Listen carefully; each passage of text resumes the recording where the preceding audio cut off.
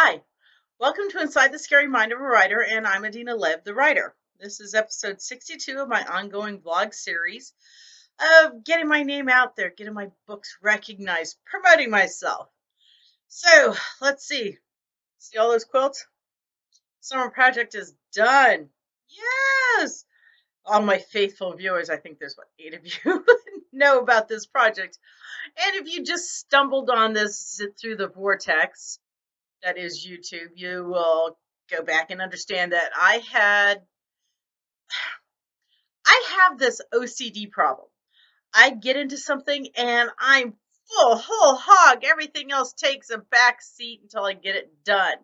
So I decided this year for the family gifts I was making quilts. So yeah, 14 quilts, lock, stock, done. So we're good. We can move on to something else. Like the book about Norma. I have a standing breakfast with Norma now. And every Tuesday morning, we go someplace new for breakfast. Last week was first watch. The week before that, she was too tired, so we didn't. We just stayed in and talked. So I'm going to see her on Tuesday, and I've decided I'm going to ask her to name the main character. I've already got it fleshed out, but I'm thinking it's just going to be a period piece from the when she began in World War II and went through boot camp and follow into the end of World War II when she gets her discharge papers to become a reservist. And I think that's where it's going to close. I'm not sure if I'm going to have her sitting around remembering things or, you know what? There is a good aspect. I didn't even think of that till literally just this second. Have it her sitting in the old folks' home. That's how we open the book. Have her sitting in the old folks' home watching the people who are so much younger than her but older than her. Oh my God, Norma is life goals. This is what I want to be when I'm elderly. She is constantly on the go. I said that 2 videos ago. She is constantly on the go. That's what I want to be.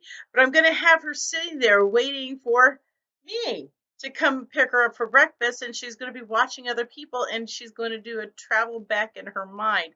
I think that is freaking awesome.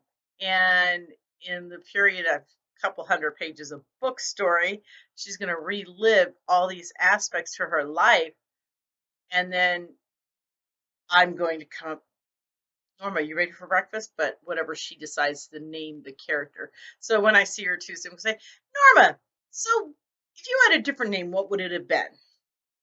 I like that idea. I was kind of wondering which way to go with this, but yeah, very Titanic, isn't it? In that whole aspect, but it's a very good idea. So it's Sunday. Yeah, I'm a day behind on this, and the only one who's really going to notice is Alexis and Judy. Yay! Shy will say hi, Shy, but his brother, Matan, my nephew slash son, Matan lived with us for a year. And he wanted to experience life as a teenager in the United States because he is originally from Israel. And he got to have two moms. His mom in Israel, my sister and sister-in-law, my sister Judy. You guys have met Judy back in episode 50 something back in the summer. So I'm sure the Israeli contingent is very busy with homecoming and everything with my nephew Matan. Yes, yeah. I'm still angry about that whole incident last weekend, and I there's a reason I don't leave the Hermitage. Knock wood. Yeah, I'm not finding anything wood around here to knock on, but I didn't get sick last year because I limited how much I was going to interact with people. And I didn't have the rage and fury at people. I found my center because I didn't have to interact with assholes all the time. Do a lot of online shopping. Although this year I am going to have to interact with assholes. Well, maybe not. I'm going to Austria and I'm going to Germany. Michael's a couple years ago, Mike went through Germany during Christmas. And he said, now this man does not pay attention to any of this kind of stuff. He sent me pictures one time of a hotel that he was staying at in China, and it was absolutely fantabulous. The marble work, the artwork just blew my mind. And this man was in Germany and he went through a Christmas village and said, add that to your bucket list because it was freaking amazing. For that man to notice this kind of stuff, I got to do it, right? So this year in December, he is going to be in Austria and Germany. He's already Googled it. He looked the best Christmas, largest Christmas festival in the area is in Vienna. So I'm going to be going to Vienna in Germany in December. Yeah, me taking lots of Zycam and airborne, and I'm not getting any of those exotic diseases. I keep looking out the window. I am being hunted, stalked by a hummingbird. I've I've been Googling this, reading everything there is to read about hummingbirds, and sometimes hummingbirds do winter in the northeast, southeast. You will see them. Usually it's down in the Gulf, Louisiana, Kentucky, those kind of areas. But this one, she has decided to stay. So I'm keeping my hummingbird feeders filled.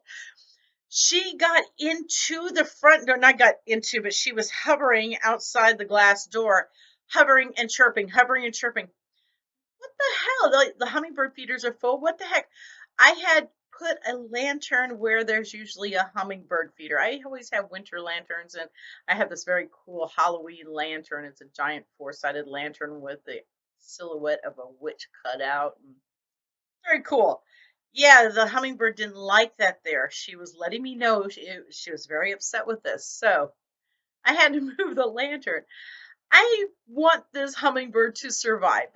Reading everything there is for hunting bird wintering in the southeast.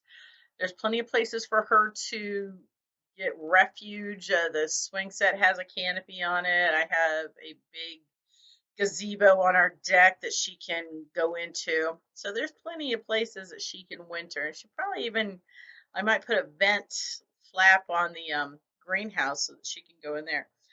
But yeah, it's just one more thing for the dog sitter to take care of when I'm gone in Europe for the winter. Doesn't it sound great to be able to say, "Oh, I'm going to winter in Vienna." Yeah, sounds too highfalutin. But I will be able to get a lot of reference material. I haven't figured a way to put it into a book, but I will take that tax write-off while it's still available. So, on that note, just because I babbled, I'm going back. I've still got one more quilt that's not a winter holiday quilt. It's not a Hanukkah Christmas quilt. It's for my grandson Jake. I make all my grandchildren a quilt. I embroider it, I quilt it, I do everything to it and give it to him for their first birthday. And Amy let Jake take his pictures on it and then she put it away as a keepsake so when he's older he can appreciate it.